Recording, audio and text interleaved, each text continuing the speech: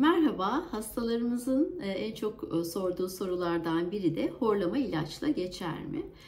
Hayır, horlama ilaçla geçmez. Sadece bir grip, üst solunum yolu enfeksiyonu ya da alerjik rinit gibi alerjiye bağlı burun tıkanıklığı gibi eğer bir horlamanız varsa burun açıcı spreylerle ya da alerji ilaçlarıyla, antihistaminiklerle geçici bir süre fayda sağlanabilir.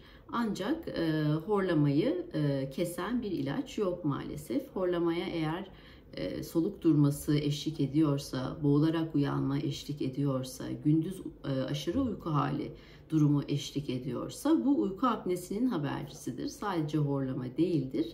Bunun için de mutlaka uykuyla ilgilenen bir doktora başvurmanızı öneriyoruz. Horlamanın ilaçla tedavisinden yanı sıra yaşam tarzı değişiklikleriyle de tedavi edebilirsiniz. Mesela kiloluysa hasta kilo vermesini şiddetle öneriyoruz.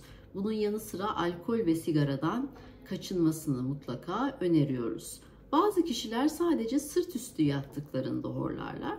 Bunlarda da yan yatmalarını öneriyoruz. Bunun için yastıklar var, yan yatma ya da horlama yastığı gibi. Bunlardan hastalar fayda görebiliyorlar.